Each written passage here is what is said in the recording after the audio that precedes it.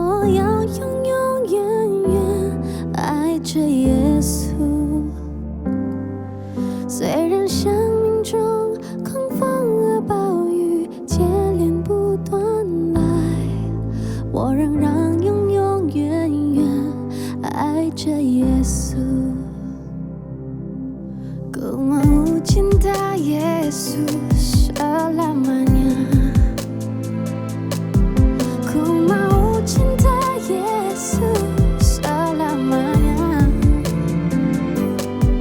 Meskipun badai silih berganti dalam hidupku, ku tetap cinta Yesus selamanya.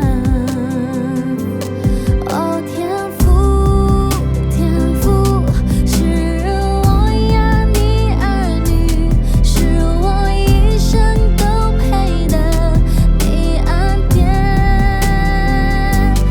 哦天父，天父，是我呀你儿女，是用我符合天父你的旨意。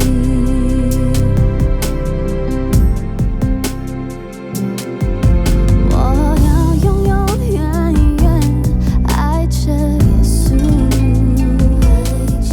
我要永永远远爱着耶稣。虽然生命中狂风和暴雨接连不断来，我仍然永永远远爱着耶稣。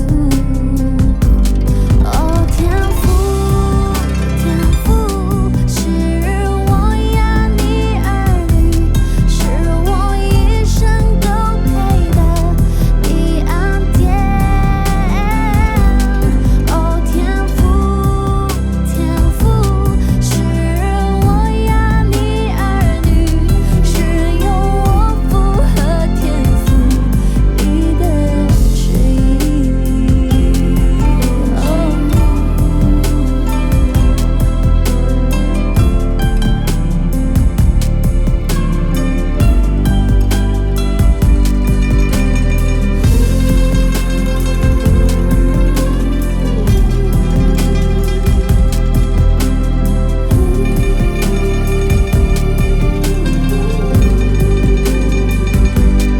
Ya Bapa, Bapa, ini aku anakmu, layakkanlah seluruh hidupku. Oh 天父，天父，是我呀你儿女，是用我符合天父你的旨意，是用我符合天父你的旨意。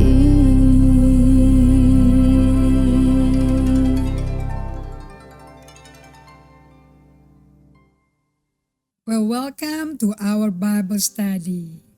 Untuk semua yang merayakan hari tahun baru Imlek, saya dan seluruh tim dari Bible Study Gereja Generasi Apostolik mengucapkan Kongsi Fat Joy. Dan saya percaya tidak ada pertemuan yang lebih indah dari pertemuan di tahun baru Imlek ini, karena everybody in the family rindu sama semua anak-anak pulang, bawa cucu, bawa mantu semuanya. Cuman karena PSBB tentunya tidak bisa ada multiple family dalam satu rumah. Terpaksa satu rumah, satu family. So saya mau turut berbagi sukacita dengan semua keluarga yang bisa merayakan hari ini. Hari tanggal 12 ya. Tanggal 12 kemudian disambung dengan Valentine's Day. Hanya 2 days apart. Wow, betul-betul hari cinta, bulan cinta ini. Saya berdoa kasih Allah ini semakin nyata dari gereja Tuhan. Di tengah-tengah seluruh dunia sedang mengalami krisis moral, krisis otoritas, krisis ekonomi, krisis kesehatan, you name it, semua negara tak ada terkecualinya kena krisis ini. But hari ini saya mau bagikan pada kalian bahwa untuk musim pandemi ini dan krisis yang sudah berkali-kali saya pribadi alami, baik krisis reputasi yang rusak, krisis sakit dalam tubuh saya karena saya pernah kena autoimmune disorder, I think about 6 years ago. Nah itu mulai cara Tuhan membuat saya sadar diri. That's the beginning of it. Dan ternyata memang dari buku dari Peter Scazzero kita belajar ya, bahwa the key to your healing, roh jiwa tubuh begin dengan self-awareness. Nah Anda mesti bisa belajar mengenal pribadi Allah. Sebelum kenal pribadi kita, kenal pribadi Allah dari Alkitab. You know how our God is a very sensitive personality. Dia sangat emosionalnya tuh kelihatan. Yang dia berkata kepada di Kejadian 11, bagaimana dia nyesel, sedih dengan kejahatan manusia. And then dia marah sampai ada air bah zamannya Nuh. See? He is a very emotional being. Makanya kita juga boleh ekspresikan emosi. Tapi bukan untuk menciptakan victim lagi, bukan untuk menciptakan korban. Oke, jangan seperti istilah setan berkata, you know, satu batu bunuh 2 burung. Jangan. Kayak Joyce Meyer berkata yang spoke to me. Karena dulu kan saya nggak tahu ekspresi kekecewaan itu di luar marah, saya nggak tahu. I don't process sadness, I don't process fear. And you know, I want to share this for you because ini musim di mana kalian berkumpul satu keluarga. Hanya makan-makan dan bagi-bagi angpau tentu tidak menyembuhkan rasa luka di emosi kita. Nah, saya ajarkan melalui buku EHS ini kita belajar bahwa Peter Scazzero berkata, Anda gak bisa bedakan spiritualitas dengan kondisi emosional. Kondisi emosimu, kesehatannya menentukan kedewasaan rohanimu. Ini seperti satu koin, 2 sisi, gak bisa dipisahin, inseparable. So tentu luka-luka yang sudah numpuk dan gak pernah diproses, karena saya dulu tipenya kembali ke saya ya. Tipenya itu kan lebih fokus kepada hasil, target oriented. Pokoknya proyek kelar, bisnis terjadi, sales tertutup. Tapi kita gak peduli perjalanan menuju ke situ tuh saling melukai, saling ngomong kasar, saling teriak-teriak, itu gak sadar. Nah, karena hanya target oriented. Akibatnya feelingnya luka, emosinya negatif, toxic itu jalan aja. Nanti kepribadian kita secara pribadi diserang. Atau mungkin selama Chinese New Year dinner ini, ada orang tua yang ngomong nyeletik gitu loh. Yang mau ngomong langsung takut marah, ribut. Jadi ngomongnya melipir-melipir tapi nyodok juga sih pelan-pelan. Ditahan, masih ada ketawa-tawa dari cucu segala macam, makan enak, menutupi sementara. Tapi keluar dari pertemuan keluarga itu tambah luka. Nah kalau gak disadari itu, Tuhan gak bisa nolong. Karena yang bisa menyembuhkan itu Mazmur 147:3 hanya Tuhan. So semua teman-teman Bible Study yang berkumpul hari ini yang mungkin tidak merayakan, kita doakan ya agar keluarga-keluarga teman-teman kita yang bergabung di Bible Study ini di dalam pertemuan seberapa hari aja, sejenak ini, sepekan mungkin ya, betul-betul menjadi pertemuan yang menyembuhkan, pertemuan yang membawa kesan yang berbeda, because situasinya udah berbeda. Dan Anda gak bisa maksa untuk hidup seperti sebelum zaman adanya COVID, gak bisa. You just have to accept it. COVID ada. And you need to go on with life. Dengan adanya si COVID, kayak Pak Jokowi ngomong, sudah, kamu berteman aja sama COVID, mau diapain? You cannot resist, you cannot deny ada ini. You cannot avoid. Makanya kita semua pakai 5M kan, gitu. Jadi let's pray for all our brothers and sisters yang merayakan pertemuan keluarga ini. Ini will become one well meaning, healing. Karena love means healing. Love itu membawa kesembuhan. Nah, waktu kita pertama kali lahir baru, dosa yang gila-gilaan karena pelampiasan amarah, pelampiasan tertolak, terlantar di keluarga, pernah mau digugurin semuanya, itu satu pertemuan dengan Tuhan. Bukankah rasanya hidup kita tuh kayak lagi baru, yang lama tuh udah lupa. Bener gak? Cinta mula-mula menggebu-gebu. But if you do not maintain it, tetap luka itu tetap ada karena belum pernah dibicarakan sama Tuhan.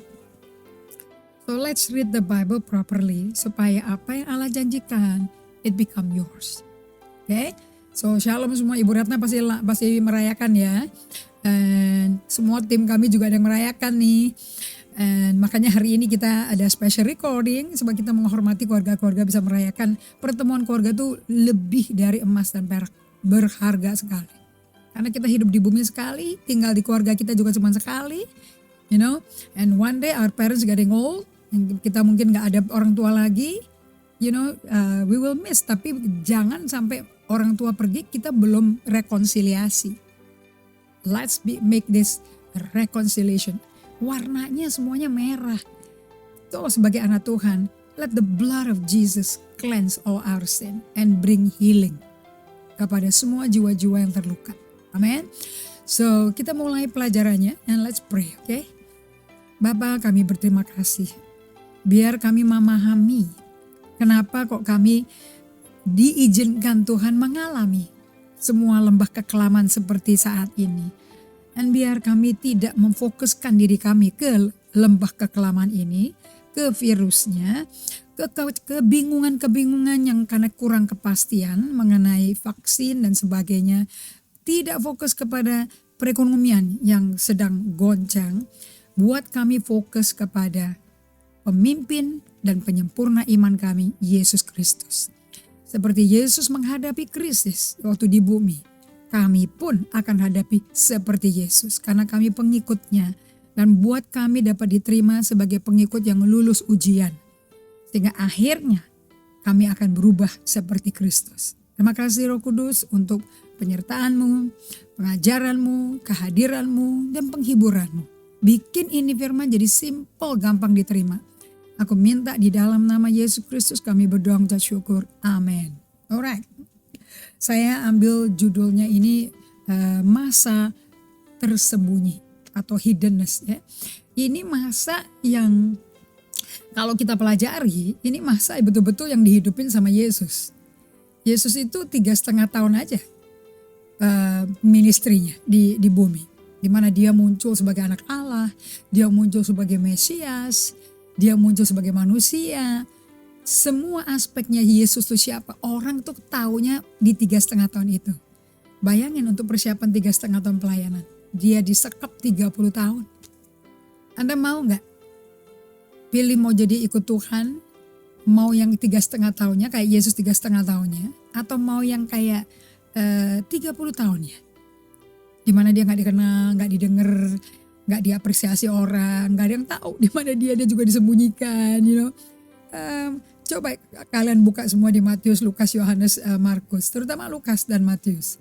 Berapa kali sih Yesus disebut dari lahir di Bethlehem sampai dia muncul di Sungai Yordan di Baptiselam? Sebelumnya tuh muncul apa? Nggak disebut, cuman berapa kali disebutin? Yang paling impresif itu di Lukas 2 ayat 40 sama Lukas 2 ayat 52. Dia bertumbuh besar dan semakin berhikmat. Kemudian dikatakan di ayat 52, dia bertumbuh besar, semakin disukai Allah, disukai manusia, tambah hikmat. Nah baru deh dia muncul di 30 tahun di Sungai Yordan, itu pun dipromosi habis sama Allah Bapaknya. Tapi itu tidak terjadi loh, tanpa ada masa tersembunyi ini. Nah PSBB ini atau lockdown di Amerika, di Eropa lockdown, kalau di kita masih karantin, ini apa sebetulnya? Bukankah seperti kita semuanya mau dokter pinter, dokter nggak pinter, ahli bedah, dokter puskesmas, menteri, orang kaya, orang nggak mampu, semuanya nggak dipilih-pilih sama COVID virus loh. Semuanya bisa kena terpapar. Dan apakah keuangan dan juga ilmu-ilmu dari para dokter semuanya, apakah bisa memecahkan dan mengurangi, menghentikan si wabah daripada si virus ini? Enggak bisa kan? Bahkan dokternya udah meninggal duluan karena mereka gugus baris depan, susternya juga. So ini kondisi yang tidak ada orang yang exempt. Nah, saya hari ini pakai The Message Bible ya, karena bahasanya seneng sekali aku belajarnya. Nah, kita mau belajar dari Yesus. 30 tahun pertama hidupnya dia tuh banyak krisis gak? Banyak saudara, banyak ngalami tantangan, banyak galami ujian. Nah bahkan setelah dia dibaptis dalam Sungai Yordan, dipenuhi Roh Kudus, bahkan Roh Kudusnya kelihatan kayak merpati lagi. Allah Bapa langsung dari surga kebuka, deklarasi, ini anakku kepada yang aku berkenan. Wah, ini promosi yang setiap kita anak-anak tuh kepingin papi mami kita lakukan itu loh. Tapi banyak dari kita gak terima kayak begini. Yesus itu langsung promosinya. Nah, setelah itu dia dibawa Roh Kudus masuk dalam pencobaan. Sengaja untuk dicoba iblis. Roh Kudus tapi nemenin. Nah, bukankah kita juga setelah dipenuhi Roh Kudus dengan tanda berbahasa roh, malah banyak pencobaan-pencobaan? Betul atau tidak? Banyak dari kita back off, mundur bahkan nyerah. Dengan kekristenan nyerah dengan namanya gereja. You know, today Anda akan belajar. Kenapa kok Anda nyerah? Kenapa kok Anda quit on church? Ada apa? Padahal ini adalah suatu track yang betul, yang memang Roh Kudus yang bawa. Nah, karena kurang pemahaman Alkitab, nggak suka bergaul sama Alkitab, jadi sesuatu yang Tuhan rancangkan menjadi musuh, bahkan Anda tolak. Nah, kita belajar dari Ibrani 12 ayat 2 dari The Message Bible 1, 2, 3. Oke, kita lihat Yesus itu bagaimana. Dan kita disuruh ngikutin Yesus loh. Do you see what this means? Kamu lihat nggak artinya ini apa? Saya sambil langsung terjemahin ya. All these pioneers who blazed the way, all these veterans cheering us on. Nah, Anda kalau lihat di Ibrani 11 sampai ayat 36, Anda tuh melihat orang-orang kudus yang belum pernah mengalami janji-janji Allah dikenapi zamannya mereka tuh. Udah dipenggal, digergaji, yang udah dibunuh, jadi martir segala macam. Tenang saudara-saudara, saya barusan kelar kitab Wahyu. Baca Wahyu deh, kamu akan bahagia. Kenapa? Di tengah-tengah masa tersembunyi ini, di padang gurun, tempat ujian ini, Anda pilih mentaati Tuhan. Sebab para martir tuh yang udah pada mati duluan, kan udah pada ke Firdaus kan ya. Nanti kan ada kematian kedua, nanti ada kebangkitan dulu nih dari orang yang mati dalam Tuhan. Betul? Naik dulu, kan gerejanya di rapture juga. Itu ternyata yang udah mati duluan tuh, yang Anda yang udah pada meninggal lebih dulu mungkin zaman COVID ini. Anda pikir mereka kelar ya? Enggak loh. Mereka pun akan dihakimi Tuhan loh. Buku perbuatan dibuka, buku kehidupan mereka dibuka. Mereka bukannya udah selesai duluan, udah buyar. Terus kalian sedih ketinggalan mereka. No. Nanti kita ketemu lagi sama mereka. Nanti kita Wahyu dikatakan, Wahyu 19 sampai 22. Mereka yang sudah mati martir, dipotong, darah mereka dipakai untuk membayar. Menebus jiwa mereka. Dengerin baik-baik, untuk iman mereka. Mereka adalah orang-orang yang tidak mau berdosa. Di surga, mereka dibangkitkan dari mati. Mereka semua pakai jubah lena putih yang melambangkan, Amplified Bible berkata, their integrity, their faithfulness. Waduh, karakter yang kita kepingin punya, yang kita pada perang di bumi ini. Jelek-jelekan terus masalah dasar, gak ada integritas kamu, dasar begini-gini. Aduh, itu yang nentuin Tuhan. And how you live now. Ini wilderness gak bisa dihindarin.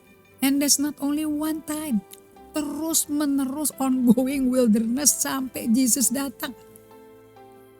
Nah, if you stay true to God and focus ke seperti Ibrani 12 katakan. Nanti ketemu Tuhan pada waktu dia setelah selesai lepaskan iblis 1000 tahun. Kemudian dihancurin iblisnya di Gog dan Magog. Dan kemudian semua para martir pada bagus memakai lena putih. Karena tubuh ini kan cuma debu. Dan karena Anda mati kayak Stefanus begitu, matinya aja dijemputnya ya sujud-sujud berdiri memberi kehormatan terakhir pada Stefanus. So lihat akhirnya, always begin with the end in mind. Baca Wahyu dulu. Kemudian sekali-kali in your life once a year mesti baca Wahyu. Karena ayat 3 berkata berbahagialah orang yang membaca. Marilyn Hickey berkata, disuruh baca kok, gak disuruh ngerti kok. Disuruh baca aja udah happy, you be blessed. Apalagi kalau ngikutin nubuatan ini. You'll be very blessed. So just read it. Not for the sake of understanding. For the sake of reading. Nanti Roh Kudus yang ngajarin Anda. Nah, ini menguatkan saya to understand about suffering. About pain. About testing. Do you see what this means? All these pioneers who blazed their way. All these veterans cheering us on. Ternyata kita yang lagi di bumi ini abad 21 nih di tengah-tengah COVID. Itu orang-orang kudus yang sudah ke surga, itu pada nonton kita loh. Mereka bukannya lupain kita, lagi nonton. I'm sure my deceased father lagi nonton saya. It means we would better get on with it. Artinya apa? Lebih baik kita ayo masuk ke dalam pertandingan ini.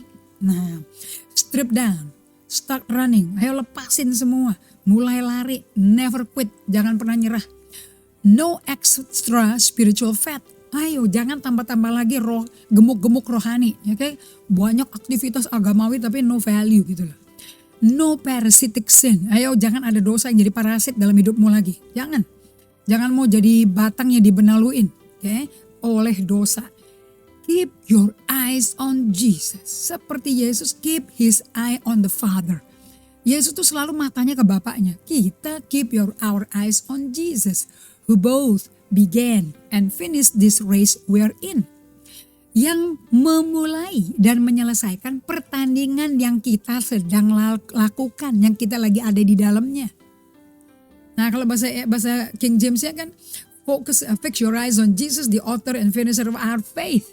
Nah kalau ini saya lebih suka, keep your eyes on Jesus selama kita sedang di dalam jalur trek balapan yang Tuhan siapin. Jadi begitu kita lahir baru, bertobat, baptisan selam, baptisan Roh Kudus, atau baptisan Roh Kudus dulu, baru baptisan selam, terserah Roh Kudus maunya gimana dengan Anda. Langsung Anda tuh ditaruh di track. Race ini race kekekalan, ini pertandingan kekekalan, ongoing pertandingan. Nggak ada finishnya. Finishnya is Jesus. The author and the finisher is Jesus. That's when you meet Jesus. Nah, study how he did it. Waduh mantap gak tuh? Itu the message Bible saya suka banget. Study how he did it. Nah kita belajar dari Yesus ya. Because he never lost sight of where he was headed. That exhilarating finish in and with God. Nah sekarang kita lihat bagaimana Yesus lakukannya. Because watch how he did it.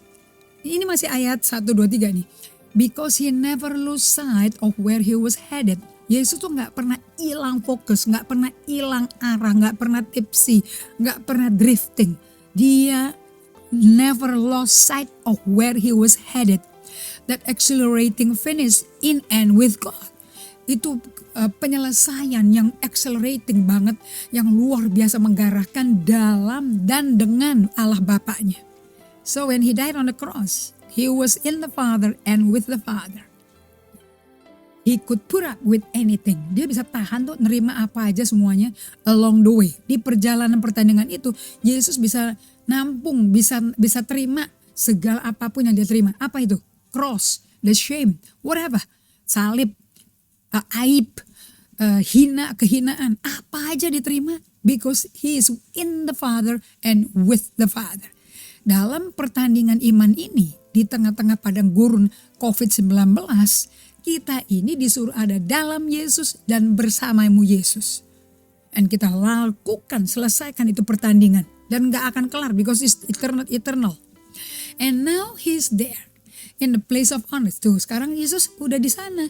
Di tempat kedudukan yang penuh kehormatan. Right alongside God. Betul-betul bersamaan dengan Allah Bapa. When you find yourself flagging in your faith, ini kalau goyah iman kamu, go over the story again, item by item. Aduh, kalau sampai Anda di padang gurun, di musim PSBB ini padang gurun nih, kalau sampai Anda ngalami ini, terus iman kamu tuh goncang. Nah, coba ulangi kembali semua cerita ini. Tentu dia refernya ke Ibrani 11 dong. Semua dari Adam sampai selesai, sampai nabi-nabi yang kita nggak disebut namanya. Coba itu story diulangi lagi item by item. That long litany of hostility he plowed through. Ini sepanjang perjalanan itu ada permusuhan yang dibajak selama perjalanan pertandingannya Yesus. Kalau kamu baca ini terus, look at this, lihat kalimatnya ini. That will shoot adrenaline into your soul. Jadi sambil kita baca the story over and again, item by item. Ini pengalaman permusuhan yang Yesus alami sepanjang menuju garis finish. Itu kalau kita baca terus bisa membuat adrenalin itu kesuntik di dalam jiwa kita. Nah Anda tahu kan kalau adrenalinnya tinggi dalam hormonnya tuh dilepaskan. Tinggi sekali jumlahnya dalam jiwa kita. Anda akan excited, Anda akan full of energy, Anda akan lakukan semua apa yang perlu Anda lakukan. Betul atau tidak? So bagaimana Anda bisa menjadi pengikut Kristus yang afdol, yang setia? Adrenalinnya bisa naik. Bagaimana adrenalinnya naik di jiwamu? Anda mesti ngulangi buku ini berulang-ulang, cerita-ceritanya di Alkitab dibaca lagi. That's the way, item by item. Nah, so ini adalah rumusan bagaimana Yesus menang di 90% hidupnya dia. Yang disekap, disembunyikan, gak tahu namanya, gak disebut, gak tahu orang, disembunyikan, gak terkenal, gak dicari orang, absolutely gak terhidden dia. Tapi Yesusnya gak berontak-berontak. Nah, kita, we are on our inner, ini masih sambung ya ayat 3. We are on our eternal race track. Kita sekarang ini sedang di dalam jalur pertandingan. Now, global pandemic COVID-19 ini adalah everyone's wilderness season. Mau presiden kek, mau raja kek, mau Ratu Elizabeth, mau Perdana Menteri, mau bupati, wali kota, mau tukang beca, mau tukang bajai, supir taksi, petani, everybody ngalami ini. Mau pilih agama apa terserah. Mau orang penganut agama pun terserah, ngalami juga. Oke. Nah, so wilderness ini apa sih? Ini adalah musim padang gurun. Musim padang gurun ini kita ngapain? Diapain? Nah, tentu kita referensinya Lukas 4 ya. Itu paling enak buat saya baca di situ. Nah, di Lukas 4 itu kita belajar mengenai waktu Yesus di padang gurun. Nah, di musim padang gurun ini adalah musim di mana kita ngapain? Ada dua hal. Kita diuji imannya. Yang kedua, kita akan menerima manfaat dari ujian itu. Jadi kalau nggak diuji, kita hidupnya nggak bermanfaat bagi siapapun, bagi diri kita juga nggak bermanfaat. Only those yang masuk ke ujian, hidupnya betul-betul punya manfaat. You are beneficial, is doing you good. Dari gak punya arti apa-apa, ada orang berdosa yang rusak namanya, hancur-hancuran hidupnya. Because of the test, Anda justru menjadi orang yang penuh manfaat, berguna bagi orang lain, berguna bagi dirimu sendiri juga. Okay?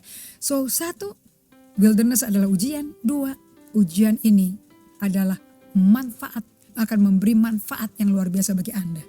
So kenapa dong kalau gitu kita diuji? Why are we being tested? For what? Kita diuji karena, saya kutip ya dari John Maxwell. A faith that cannot be tested cannot be trusted. Iman yang tidak bisa teruji, iman itu gak bisa dipercaya. Alias your faith gak menyenangkan Tuhan, and your faith gak menghasilkan apa-apa. Nah, gak cukup Anda menjadi orang Kristen mental. Kristen kepala, ya pokoknya aku percaya Yesus Tuhan. Aku pernah punya pengalaman kok. Aku tahu dia Tuhan. So what? Itu percaya Yesus Tuhan tuh mesti diuji. Dan Yakobus 1:2-3 berkata, berbahagialah kalau Anda jatuh dalam berbagai ujian. Imanmu akan teruji. Imanmu akan menjadi murni. Pak Rasul Petrus katakan di 1 Petrus 1. Nah, orang yang gak mau diuji imannya tidak bisa dipercaya imannya. I don't believe that you know God. Nah, karena Yesus adalah anak Allah dan dia melewati musim ujian ini di padang gurun, dicobai iblis, demikian pula kita alami. Oke, karena kita pengikut Yesus. Nah, Yesus itu anak Allah, bukankah kita juga ditetapkan menjadi anak Allah dari dulunya sebelum dunia dijadikan? Yes. Dia lewati musim ujian ini, di padang gurun, dicobai iblis, demikian pula kita alami. So, are you ready for today? Nah, di Lukas 4, saya ajak Anda untuk buka Alkitab Anda in Luke chapter 4. Saya juga pakai The Message Bible ya, lebih bagus apa kata-katanya. Okay. Selama kita masuk ke dalam musim ini udah 1 tahun nih, adanya COVID-19 dengan varian-variannya. Dan ramenya vaksin, ada orang pro dan kontra. Okay. Nah, whatever it is lah, is your wilderness. Inilah ya padang gurun Anda. Anda mesti terima Satu, memang mesti diuji iman kita, itu nggak bisa enggak. So ujian is part of life, test is part of life. Kalau jadi Kristen maunya diberkati terus, enak-enak pesta-pesta, haleluya, dapat uang, dapat naik gaji, dapat kerjaan bagus, punya rumah mewah, mobilnya Mercy, itu aja yang diiming-iming. Anda nggak punya iman, karena ikut Tuhan bukan itu buahnya, bukan akumulasi material wealth. Anda ikut Tuhan, that you'll be tested. Imannya biar murni, biar Anda dewasa. Iman kita lebih berharga dari emas dan perak. Karena dengan iman, Anda bisa menyenangkan hati Tuhan loh. Ibrani 11 ayat 6. Okay? So, this testing is very needed. This testing is important. Nah, saya punya iman ini diuji berkali-kali. Dari pengusaha menjadi minister of the gospel, menjadi penginjil. Penginjil ke dusun-dusun, dari dusun ke desa, desa ke kota kecil ke kota besar. Saya sampai balik ke Jakarta. Selama perjalanan itu, saya nggak bisa bilang bahwa perjalanannya itu mulus. Saya mesti melalui banyak tantangan, saya mesti melalui sakit penyakit fisik, penyesuaian diri, itu kan roh jiwa tubuh yang kita bawa semua. We actually bringing kita kan membawa diri kita. Ingat pengajaran Parker Palmer, kalau kita nggak melakukan self care, justru yang Anda bawa sebagai hadiah yang paling penting bagi orang lain itu dirimu. Jadi kalau diri kita nggak jaga, nggak piara, kita mau ngasih apa ke kalian? If I don't do self care, why am I sitting in front of you? Saya percuma berdiri dan duduk saat ini di depan Anda. Nah, karena saya udah lakukan self care, I'm enjoying my life. I have peace in my heart. Kemudian dari pelayanan, ninggalin perusahaan, kemudian masuk ke pelayanan, ke dusun-dusun. Dari gak dikenal, dari orang terkenal biasanya kumpul-kumpul di dunia bisnis yang sangat mewah. Sekarang masuk ke dusun-dusun, dikenal juga enggak. Dicari juga enggak. Coba, those are testing time. Dimana saya percaya Yesus atau percaya tepuk tangan orang. Atau orang bilang, oh kamu yang punya perusahaan ini ya, kamu yang punya ini ya. Nggak ada, di dusun Sangirta Laut siapa yang tahu. Di dusun Papua, masuk ke Timika, masuk ke pedalaman di Papua, ya, di suku aslinya, suku Asmat. Mana mereka tahu, kan nggak tahu apa-apa. How did you respond? Itu menentukan, itu test your faith. Kemudian saya mulai yayasan pelayanan ministry partnership untuk mendukung Injil sampai ke seluruh Indonesia. Kemudian menjadi gereja, dari dulu keliling-keliling sekarang berhenti keliling-keliling. Hanya di satu tempat aja dengan orang yang sama bertahun-tahun. Okay? Kemudian saya sakit karena autoimmune disorder. Di waktu sakit itu di dokter ahli tulang, nggak ketemu apa-apa, dan cepat sekali pemeriksaannya. Dia bilang kamu punya penyakit namanya autoimmune disorder, kamu tuh isunya rheumatic arthritis. Go to my friend. Terus temannya karena koneksi, ya Tuhan yang buka juga pintu itu. Kok bisa langsung telepon langsung masuk, pada orang lain mesti ngantri. Langsung dokternya bilang penyakitmu tuh namanya autoimmune disorder. Saya tuh langsung jelek, aduh. Imunitasku kacau ya, rusak ya. Jadi bagaimana mau nangkis penyakit, aku bisa. Dan dia gambarin tuh orang-orang yang kena tuh badannya bengkok-bengkok, tulangnya bengkok-bengkok. Wah sakit semua dan sakitnya aneh. Saya juga gak bisa bengkok tangannya waktu itu. Sakitnya aneh, bukan gak beda sama kejeduk, beda sama pegel, beda sekali. Sakitnya aneh. Dan dikasih painkiller sama kakak iparku yang dokter juga, gak sembuh-sembuh. Gak hilang satu kecil pun. Wah sakitnya gak kuat, megang Alkitab yang ngangkat yang gak bisa, buka aja gak bisa. So dia bilang kamu akan dikasih obat yang nanti efeknya ke ginjal, ke liver. Saya bilang wow gitu ya dokter ya. Terus saya lihat ke temboknya di gedung, ruang praktek dia. Ada kata-kata hikmat, kata-kata Amsal. Saya bacain, jadi kayak dia ngomong saya baca ke situ. Terpaku, terus saya bacain, dokter Kristen ya saya bilang. Oh bukan, saya Buddha. Oh I'm sorry. Nggak ada maksud apa-apa loh ya, tapi saya impress dengan tulisan yang dokter taruh di dinding ini, menguatkan saya. Saya bilang dokter tunggu dulu ya, kalau saya datang kemari tambah penyakit mendingan aku doa dulu. Tapi dokter bisa bikin resepnya nggak apa-apa. Waktu salaman sama dia, bentuk berpisah, Untuk besoknya dia harapkan saya udah minum vitamin B folate yang bisa menekan sakitnya itu. Atau proteksi badan saya untuk sakit, painkillernya dimasukin. Dosisnya tinggi semua. Di pintu sambil salaman ke dia, WA dari jemaat kami masuk. Dia bilang, Pastor, papi saya punya penyakit juga di sendi-sendi. Tapi dia treatnya gak ke dokter medis, dia treatnya ke dokter alternatif. Through blood treatment. Melalui enzyme control, disehatkan enzimnya. Do you want it? Saya tuh baca gitu, belum jawab apa-apa ke dia. Hati saya melonjak ketawa sukacita, saya bilang yes. Nah itu kalau orang pemarah kayak saya dulu, bisa sukacita itu nggak bisa dipalsuin, nggak bisa dibikin-bikin, bukan rekayasa Indri Gautama karena saya bukan orang tertawa. Saya orang marah, orang serius, orang ngambek, orang ngamuk gitu. Jadi kalau suruh ketawa dari dalam batin itu pasti Tuhan gitu loh. Nah waktu saya ketawa-tertawa itu, saya bilang Dok thank you ya. Dan saya langsung pergi. Istirahat malam itu, tangan masih kesakitan, saya kan nggak minum obatnya dan belum beli. Dan besok pagi dan langsung sore itu saya kontak dokter yang direferensi, dokter alternatif ya. Dan saya telepon dia sambut, besok kita ketemu ya, kita boleh ketemu. Dan dia bilang untung masih dini reaksi daripada autoimmune disorder kamu. Saya mau atur kamu kalau kamu mau komit, kalau kamu mau disiplin. Mau, saya bilang mau, apa aja saya mau, saya bilang gitu. Karena saya suka cita, jadi saya punya dorongan kuat. Saya bisa fokus gitu loh. Kamu akan dikasih ada list of food, makanan-makanan yang kamu gak bisa makan. And kamu mesti stop minum makan gula, goreng-gorengan. So my diet was totally revolutionary. Saya ini pencandu kopi, cappuccino, sehari bisa 6 sampai 7 sampai 10 kali cangkir. Stop. Semua gula imitasi, gula asli stop. Dan saya minum dikontrol enzimnya. Ini sudah berjalan sampai hari ini sih. Dan puji Tuhan rheumatic arthritis levelnya ke negatif. Kalau nakal-nakal sedikit karena kemarin ulang tahun terus udah ini mau Imlek kan ya, lapis legit tuh favorit saya. Wow, bisa ada reaksi-reaksi lagi tuh. Ntar kalau tes bisa naik-naik lagi tuh RA-nya. Tapi nggak sampai sakit sampai seperti dulu, nggak ada, nggak timbul lagi penyakit itu.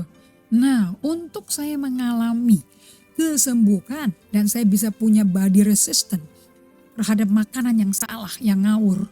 Ya. Itu iman saya teruji, udah teruji. I can trust my faith, I can trust my walk with God. Kena lagi masalah 2015, duas lagi. Imanku teruji lagi. Can I trust God? Can I trust my walk with God? Polanya aku ikut Tuhan bisa dipercaya gak? Bisa. Bagaimana sikapku di tengah penyakit itu? Bagaimana apakah saya ngomel, saya marah-marah, saya blaming my team? No. Malah penyakit itu membuat saya introspeksi diri. If you can trust your faith has gone through fire. Pemurnian, itu yang Tuhan akan bawa Anda. Karena faith yang gak diuji ya percuma, bukan iman namanya. Nah di Lukas 4. Di ayat 1 sampai ayat yang ke-13 ya. Yesus setelah dibaptis di Sungai Yordan yang penuh dengan Roh Kudus, dia kembali dari Sungai Yordan dibawa oleh Roh Kudus ke padang gurun. Di situ ia tinggal 40 hari lamanya dan dicobai iblis, dan selama di situ ia tidak makan apa-apa dan sesudah waktu itu ia lapar. Nah, ada beberapa ujian. Nanti kita akan go one by one. Ada 3 hal yang dites sama iblis dan Allah izinkan. Jadi iblis itu berguna bagi Allah juga sebagai alat penguji kita. Apakah kita mau ikut manusia lama kita atau kita mau hormati pemimpin daripada manusia baru kita, ciptaan baru kita dalam Kristus. Yang lama berlalu atau yang lama diajak lagi jalan. Nomor 1. Yesus di Lukas 4 ini saya belajar dia diuji sisi kemanusiaannya. Kan dia lapar. Disuruh tuh kalau kamu anak Allah ubah dong batu jadi roti. Itu sisi kemanusiaannya, kelaparannya. Dia ngikutin nafsu, sakit, hunger pain-nya itu diutamakan dulu atau nyenengin Tuhan yang diutamakan. Kedua, imannya diuji. Resah iman teruji apa enggak? Murni enggak imannya? Di validitas imannya. Yang ketiga, identitasnya diuji. Yo, kita masuk ya. So Anda screenshot ini. Dan ini tempel nanti di print. Tempel di Alkitab. Karena year after year sampai Anda selesai di bumi. Atau mungkin sampai Yesus kembali dan Anda ikut diangkat ke surga, rapture. Ini akan terjadi terus. On and on and on and on. Bukan cuman sekali. Nah, Yesus diuji kemanusiaannya. Saya pakai The Message Bible ya.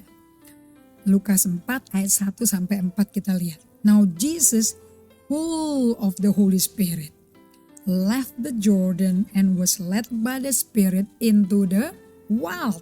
Into the wild. Nah, ini COVID-19 is wild, isn't it? Kayak wild west nih hidup kita. Betul gak? Kita kayak dilempar di padang gurun terbuka. Kiri, kanan, atas, bawah, belakang, depan. Virus semua. Coronavirus nih. Nah, we were led into the wild. Nih. For 40 wilderness days and night. Dalam 40 hari, pagi, hari, dan malam di padang gurun. He was tested by the devil. Ingat, Roh Kudus bersama Yesus. Yesus tidak sendirian sebagai manusia. Roh Kudus bersama Yesus. He ate nothing during those days, and when the time was up, he was hungry. Dia gak makan apa-apa, and dia lagi lapar. The devil playing on his hunger. Kalau Anda lagi kesepian, lagi sedih, ditolak, rasanya tertolak. Nanti the devil is playing on your loneliness. The devil is playing on his hunger. Give the first test. Si setan mainin laparnya dia.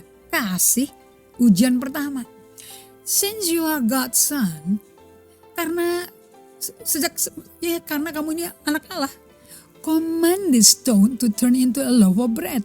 Perintahkan dong nih batu berubah jadi satu buah roti. A loaf loh, bukan a slice. Satu loyang roti. And Jesus answered by quoting Deuteronomy. Eugene Peterson hebat nih nulisnya. And Yesus menjawab dengan mengquote kitab Ulangan. It takes more than bread to really live. Yesus quote-nya begini. Dibutuhkan lebih dari roti kalau mau hidup.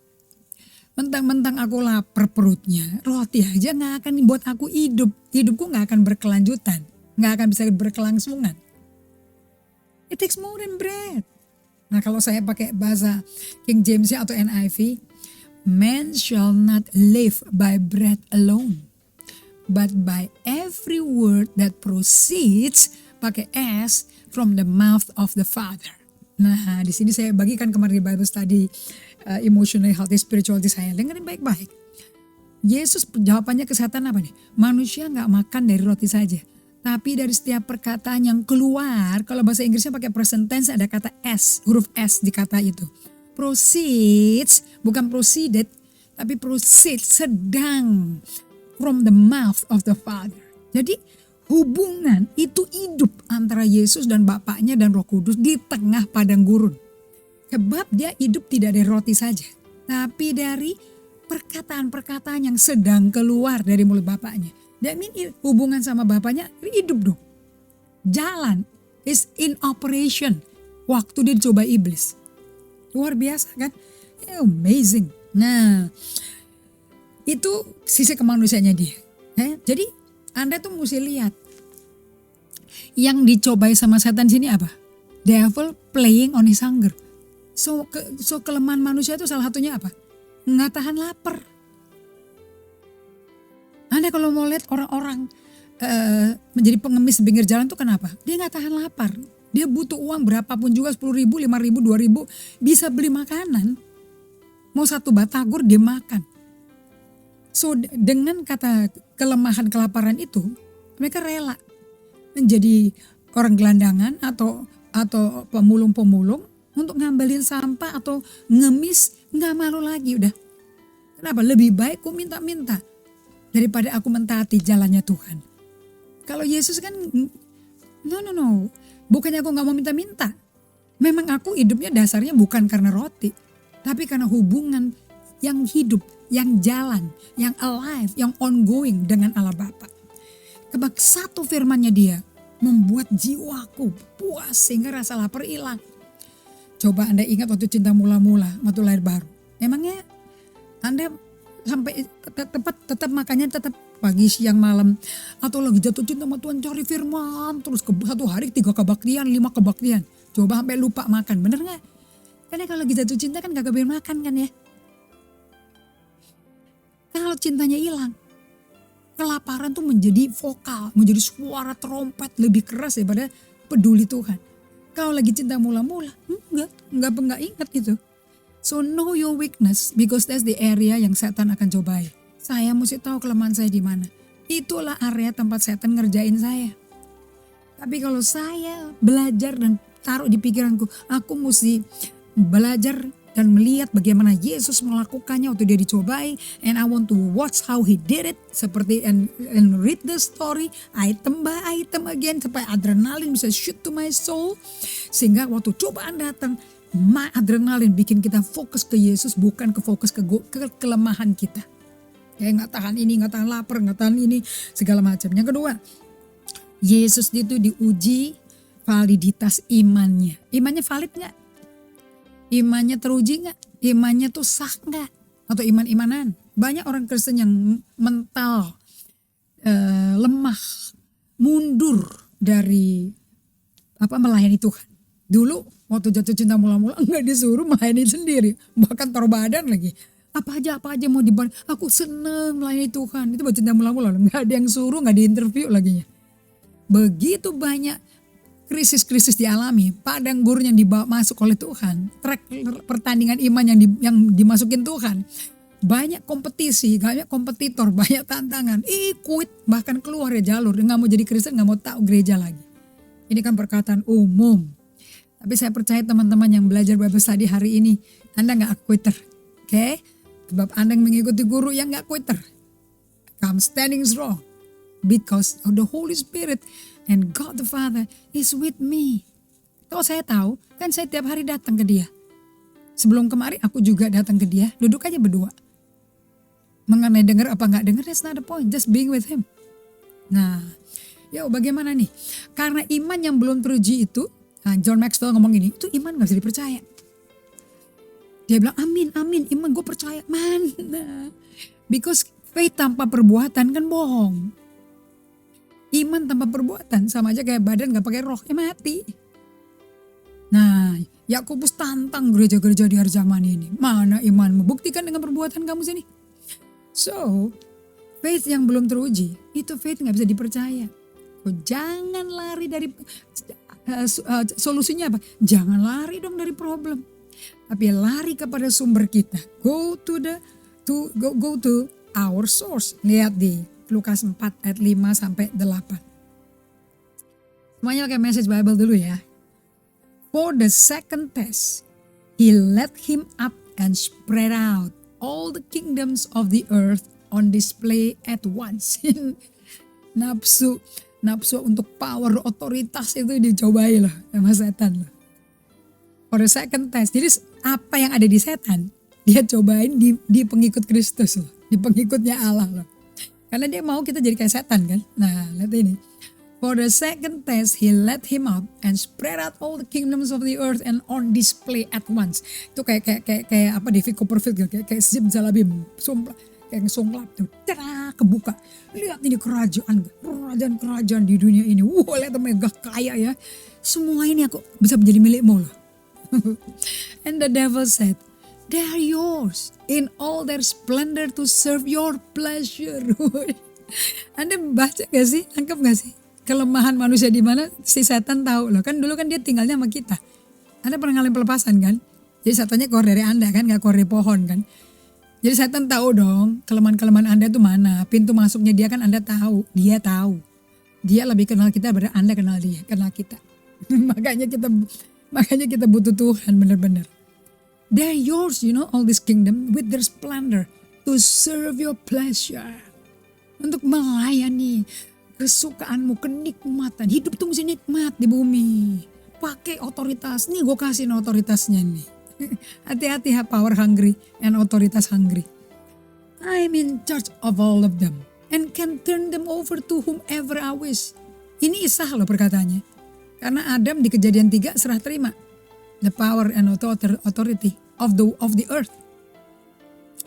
Worship me and they're yours. The whole works.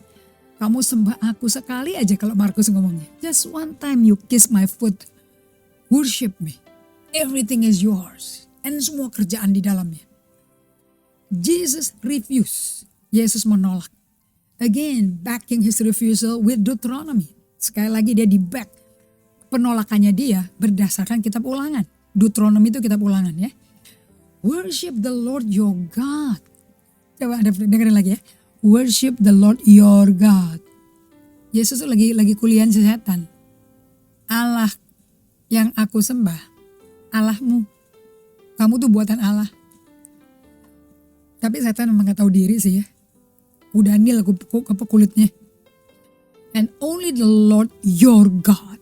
Worship the Lord your God. And only the Lord your God. Cuman satu Tuhan. Lord ini Tuan.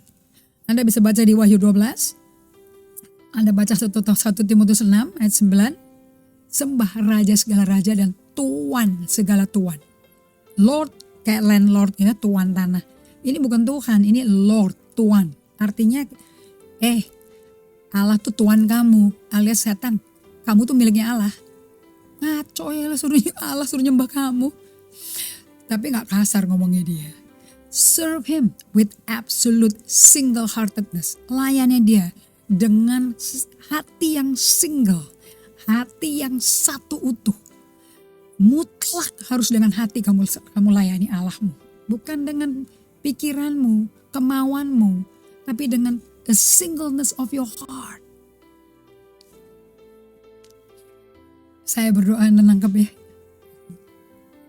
Yesus jawabannya Abdul. Setan, itu Allahmu. Masa Allahmu suruh nyembah kamu? Idiot kan kau? Nah, di sini imannya teruji Yesus. 100%. Dia gak akan ganti Tuhan yang lain. Kecuali Allah Bapaknya. Jelas. That's where your lordship is being tested. Siapa sih Tuhanmu? Siapa sih majikan Anda? Bukankah Anda telah dibeli 1 Korintus 6 ayat 19-20? Bukankah Anda udah dibeli? Nyawamu sudah lunas dibayar. Kamu bukan milikmu lagi loh. Kamu milik Allah loh. Makanya dia namanya Kurios. The Lordship of Jesus Christ. Dengan hati percaya, mulut mengaku Jesus is Lord. Yesus itu Tuhan, majikan, Kurios, Master. Ya udah Anda gak bisa ngatur hidupmu sendiri lagi. 100% diatur sama Allah karena dia yang memiliki hidup Anda. And if you believe He is your Lord yang ngatur hidup Anda, valid, imanmu teruji. Betul-betul, you believe, you trust in God. Truly, terbukti. Yang ketiga, yang berikutnya lagi. Okay, di Mazmur 27. Nah, Daud itu diuji berkali-kali. Makanya kalau Anda agak bingung ya baca kehidupannya Daud di kitab Samuel dan juga Mazmur. Kok banyak kali ya. Dia mau dibunuh sama Saul, dirajam batu, dibenci kakaknya. Nggak ngomong apa-apa ya dibenci, dimaki-maki kakaknya terus. Bapaknya juga nggak seneng sama dia.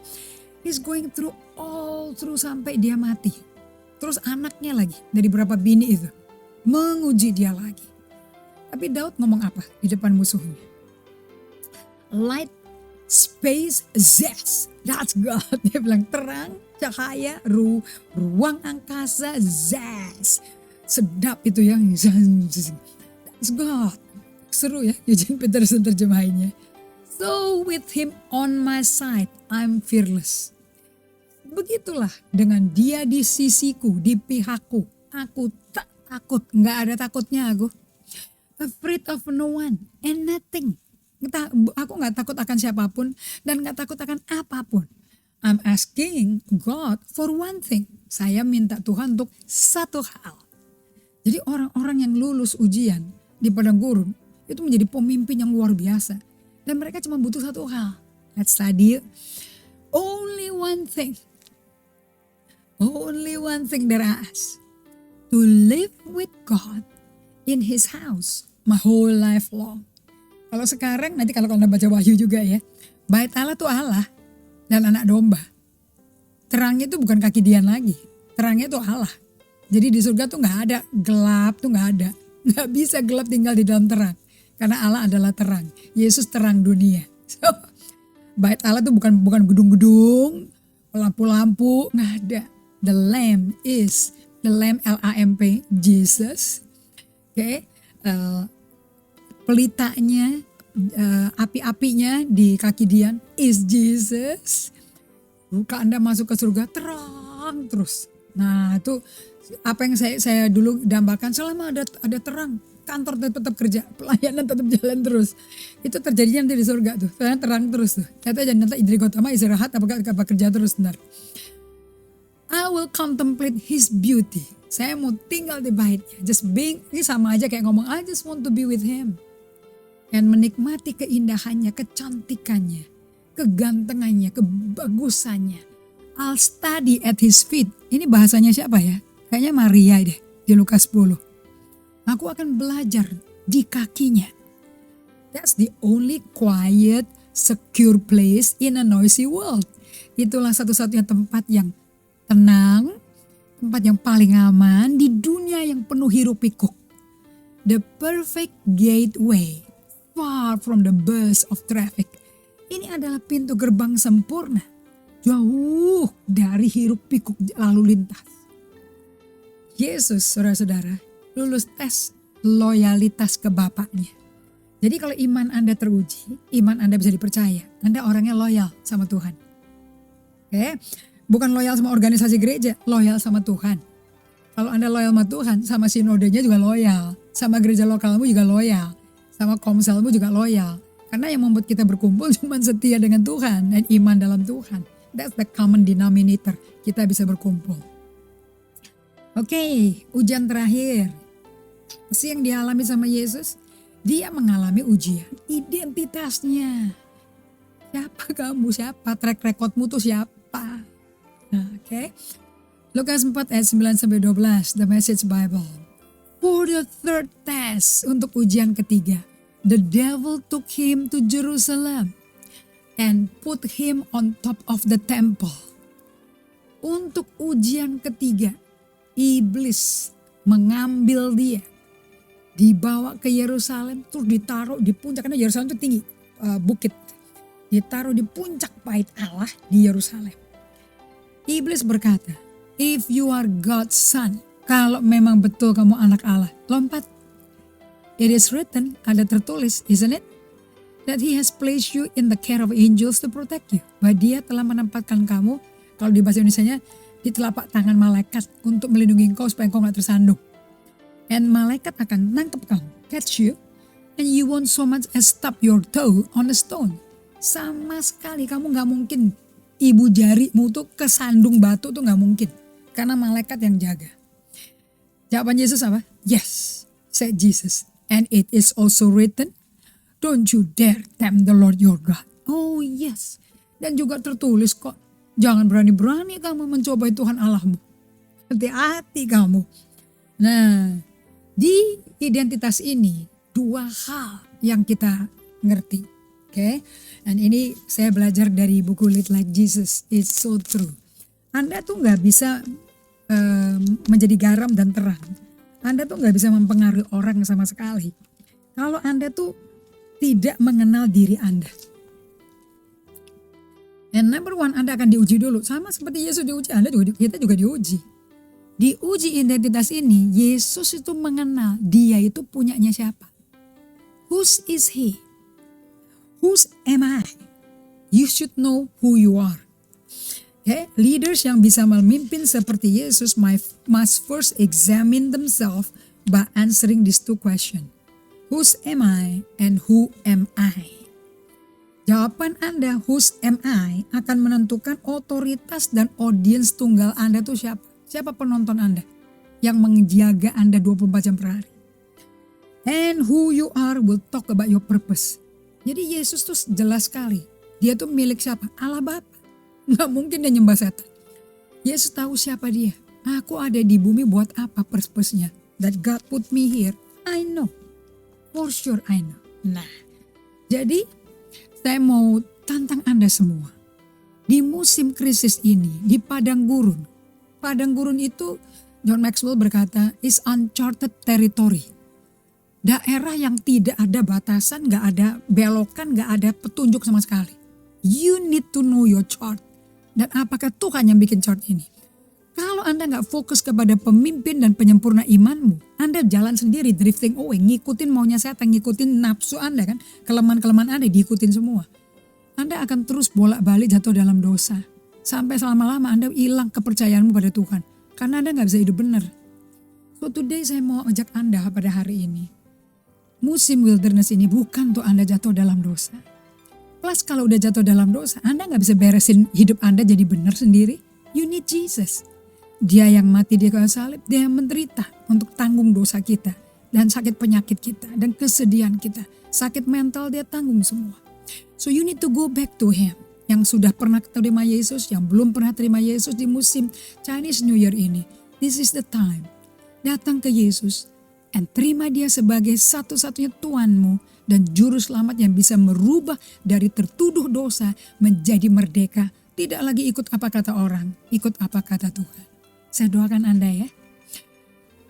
Bapa kami di surga. Aku berdoa untuk teman-teman yang bergabung, yang berkunjung di Bible Study online ini, yang belum pernah kenal aku, tapi hari ini mereka mendengar bahwa mereka tidak bisa merubah hidup mereka, masa depan mereka, hanya Yesus yang bisa.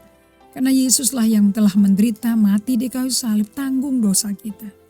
Dan pada hari ketiga dia bangkit, dan barang siapa percaya dia berikan hidup kebangkitannya, hidup kekalnya. Sehingga semua dosa yang mencekam, menuduh, mendakwa itu tidak lagi bisa menuduh dan menghukum kami lagi. Tapi kami bisa menghidupi hidup baru, bebas dari tuduhan dosa itu, bebas dari kuasa pengaruh setan. Dan kita bisa mengikuti Tuhan di bawah pimpinan Roh Kudus. Bapak, aku berdoa untuk setiap umatmu yang mendengar hari ini, baik yang sudah pernah lahir baru dan murtad dan kecewa dengan gerejamu, kecewa dengan hidupnya, kecewa dengan Engkau bahkan. Hari ini mereka biar sadar kembali. Hanya Tuhan yang bisa nyelamatin mereka dari upah dosa maut, dari lingkaran setan dosa. Hanya kembali ke Yesus untuk diterima sebagai juru selamat dan Tuhan. Aku berdoa, inilah hari mereka memutuskan untuk terima Yesus sebagai juru selamat dan Tuhan mereka. Thank you Lord, kami berdoa dan mengucap syukur untuk jiwa-jiwa yang menerima Engkau dan datang kembali padamu. Dalam nama Yesus. Amin. Oke semuanya, untuk Anda yang hari ini ambil waktu sebentar, bisa masuk ke tempat yang sunyi sendirian di kamar Anda atau keluar kebun di rumah keluarga Anda. Hanya ngomong sama Tuhan, Yesus, aku tahu aku gak bisa putar balik jam hidupku dan aku gak bisa ngerubah efek dosa ini. Aku capek hidup tertuduh. Ngomong sama Tuhan, sebab dia pribadi yang hidup. Dan ajak dia masuk dalam hidupmu secara pribadi. Dan Anda tidak akan sama lagi mulai detik ini. Mulai Anda ajak Yesus bicara. Amin. Terima kasih untuk teman-teman yang sudah bergabung dan komen-komen yang sudah masuk semuanya. Jangan lupa kalau Anda mau ada kesaksian, mau bertanya, mau sharing, bisa masuk ke inboxnya dari Facebook kami. Dan juga saya undang Anda, ini waktu yang tepat untuk orang-orang mendengar bagaimana menghadapi krisis COVID ini. Sebagai tempat musim ujian. Coba Anda watch party lagi. Nanti muncul lagi di YouTube jam 5 sore atau hari nanti malam. Mainkan lagi. Ajak teman-teman bergabung. Ajak keponakan-keponakan, sepupu-sepupu. Nonton bersama. Dari Pastor Indri Gautama, dari Bible Study kami dan seluruh tim yang turut merayakan hari Tahun Baru Imlek ini. Kita mau bless you and wish you a happy family gathering. Biar kasih Allah melingkupi Anda semua. Tuhan berkati.